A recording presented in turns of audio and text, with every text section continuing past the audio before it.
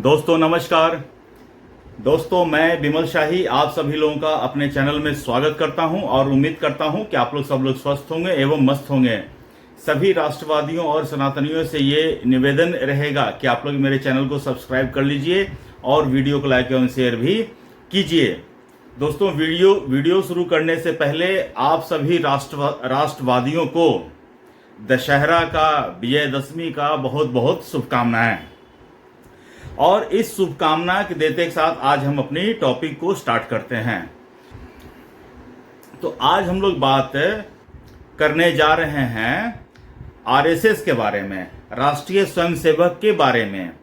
जी हाँ दोस्तों, आज है विजयदशमी के दिन। आज से 100 साल पहले 27 सितंबर 1925 उस दिन दशहरे का दिन था, विजयदशमी का दिन था। आज के ही दिन डॉक्टर केशव बलिराम हेडगेवार जी ने आरएसएस का स्थापना नागपुर में किया था और तब से आज तक आरएसएस ने 100 साल का सफर पूरा किया है। लेकिन दोस्तों आरएसएस का ये जो सफर है ये आसान नहीं रहा है। कई उतार चढ़ाव आरएसएस के इस 100 सालों की जर्नी में हमें देखने को मिली है। तो आज हम उन्हीं उतार चढ़ाव और 100 साल की जर्नी में आरएसएस ने कौन कौन से माइलस्टोन्स पाए हैं इसकी हम लोग चर्चा करेंगे। सारे लोग आरएसएस को जानते हैं, बहुत सारे लोग आरएसएस को नहीं जानते हैं।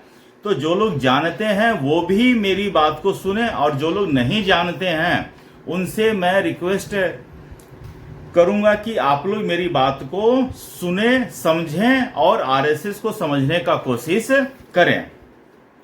तो आरएसएस की स्थापना के पीछे मकसद क्या था? आरएसएस की स्थापना के पीछे मकसद था कि एक डिसिप्लिन्ड और हिंदू यूनिटी के साथ एक सोसाइटी का निर्माण किया जाए। उस समय दोस्तों जब 1925 में इसकी स्थापना हुई थी, उस समय अंग्रेजों ने फूट डालो और राज करो की राजनीति कर रहे थे और हिंदू और मुसलमानों को अलग अलग बांटने का प्रयास कर रहे थे। और बड़े दुर्भाग्य की बात है कि उस समय कांग्रेस के जितने भी नेता थे वो मुसलमानों से लड़ने के बजाय उन्हें लगा कि अभी हमारी प्रायोरिटी है अंग्रेजों से लड़ना। तो अंग्रेजों की जितनी भी फूट डालने वाली चाल थी सबको एक्सेप्ट करते चले गए और वो मुसलमानों के साथ खड़े होते दिखने लगे। तब ऐसे में हिंदुओं की और हिंदू हितों की रक्षा के लिए हेडगेवार सर सामने आए और उन्होंने नागपुर के एक छोटे से स्तर से आरएसएस, राष्ट्रीय स्वयंसेवक की स्थापना कर डाली। तो दोस्तों शुरुआत में राष्ट्रीय स्वयंसेवक घूम घूम कर देश में प्रचार करते थे, हिंदुओं को एकत्रित करते थे और अपने स्वयंसेवक बनाते थे।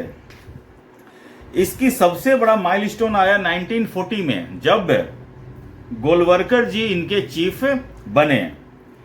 उसके बाद 1947 में जब देश का बंटवारा हुआ और पाकिस्तान से हिंदू जब भाग भाग कर आ रहे थे और यहाँ पर रिफ्यूजी कैंपों में रह रहे थे, तो आरएसएस के स्वयंसेवक ने ये जिम्मेदारी उठाई कि जितने भी शरणार्थी आ रहे हैं, रिफ्यूजी आ रहे हैं, उनके लिए रिलीफ वर्क चलाया जाए। ये जिम्मेदारी आरएसएस और स्वयंसेवकों ने ली थी।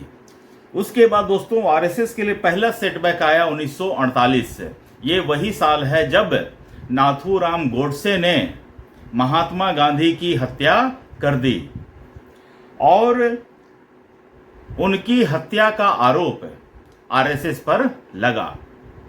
और उस समय के गृह मंत्री जो थे सरदार वल्लभ भाई पटेल, उनके सामने आरएसएस का ऐसा चित्र प्रस्तुत किया गया कि उन्हें लगा कि आरएसएस और हिंदू महासभा ने मिलकर महात्मा गांधी की हत्या की साजिश रची और आरएसएस के ऊपर पहली बार बैन लगाया गया।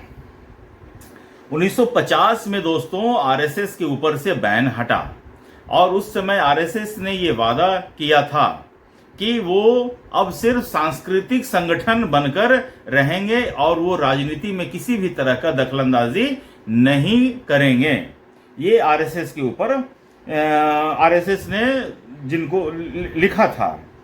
1951 में श्यामा प्रसाद मुखर्जी के नेतृत्व में भारतीय जनसंघ की स्थापना होती है और उसके बाद उस समय भी एक दो एमपी जो है भारतीय जनसंघ से बनकर संसद में पहुंचे थे।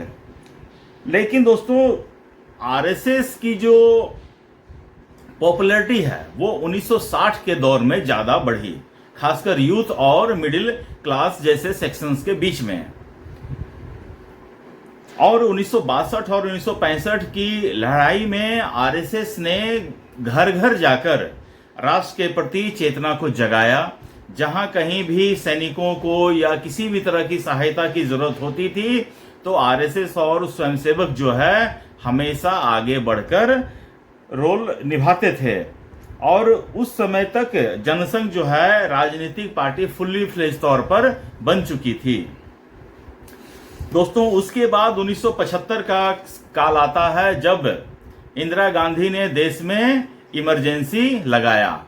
इमरजेंसी लगाते ही उन्होंने आरएसएस पर बैन भी लगा दिया। हजारों के संख्या में स्वयंसेवक जो हैं जेल जाते हैं। उनके जेल जाने से लोगों में और आरएसएस के जो जितने भी लोग थे उनकी पॉपुलैरिटी बहुत ज्यादा बढ़ती है और लोगों को पहली बार ऐसा लगने लगता है कि जो कांग्रेस की सरकार है वो गलत है और आरएसएस के लोग सही हैं।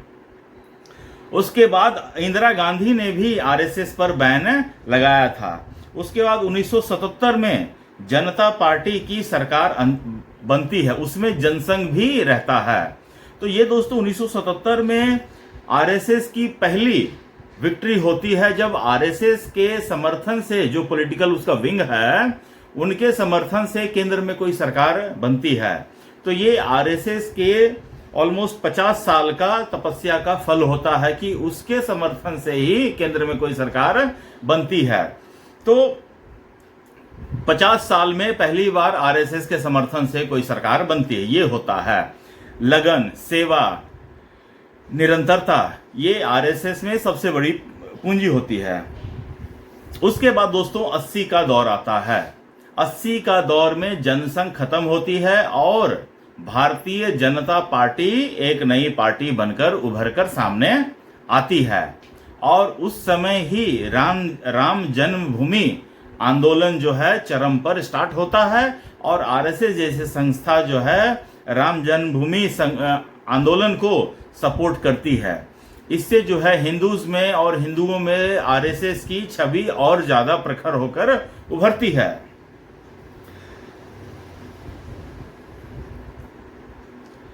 उसके बाद दोस्तों 1990 का दौर आता है जब बाबरी मस्जिद विध्वंस होता है। इसमें आरएसएस ने बढ़ चढ़कर भूमिका निभाई और हिंदूज का उनको बहुत ज्यादा सपोर्ट मिलने लगा। और 1998 आते आते कोई आरएसएस का स्वयंसेवक जो आरएसएस की शाखा में जा चुका है वो आदमी पहली बार देश का प्रधानमंत्री बना। तब तक दोस्तों आरएसएस के 75 साल हो चुके थे। तो सोचिए 50 साल में आरएसएस के समर्थन से सरकार बनती है और 75 साल होते होते आरएसएस का आदमी जो है आरएसएस की शाखा में गया हुआ आदमी कोई एक स्वयंसेवक देश का प्रधानमंत्री बनता है। उसके बाद दोस्तों 2002 में गुजरात के दंगे से आरएसएस की छवि धूमिल होती है। इंटरनेशनल लेवल पर उनका क्रिटिसिज्म होता है और 2004 और 2009 के दो बड़े इलेक्शंस जो हैं बीजेपी हारती है। उसके बाद दोस्तों आता है 2014 और उसके बाद का दौर। 2014 और उसके बाद का दौर तो आप लोग सब जानते हैं। प्रधानमंत्री नरेंद्र मोदी जो आरएसएस के ही संघ से निकले हुए एक आदमी है जो पूर्ण बहुमत के साथ है 2014 में सरकार बनाते हैं और आरएसएस को एक बहुत बड़ी संगठन के रूप में मान्यता प्राप्त होती है। आरएसएस ने उसके बाद आरएसएस का ही राम जन्मभूमि का आंदोलन जो हो रहा है वो 2019 में उसके ऊपर कोर्ट का फैसला आता है और अब देखिए राम जन्मभूमि पर राम मंदिर, भव्य राम मंदिर, विशाल राम मंदिर बनकर लहरा रहा है। और 100 साल के होते होते आरएसएस के 100 साल, आज 100वां साल मनाया जा रहा है। 100 साल के होते होते आरएसएस का जो राजनीतिक विंग है भारतीय जनता पार्टी, इस विश्व की सबसे बड़ी पार्टी है। आरएसएस विश्व का सबसे बड़ा स्वयंसेवक संगठन का दर्जा प्राप्त किए हुए है। आज भी दोस्तों कहीं पर भी नेचुरल क्लाइमेटीज होती हैं, भूकंप आते हैं, बाढ़ आते हैं, भूस्खलन होता है, कहीं भी कुछ भी होता है तो आरएसएस के स्वयंसेवक, उन्हें किसी की निर्देश की जरूरत नहीं होते हैं। वो खुद ही इतने डिसिप्लिन्ड होते हैं और राष्ट्रभक्ति और राष्ट्र के प्रति समर्पण उनके रोम रोम में होता है। उनके खून में राष्ट्रभक्ति होती है और राष्ट्र के प्रति समर्पण होता है।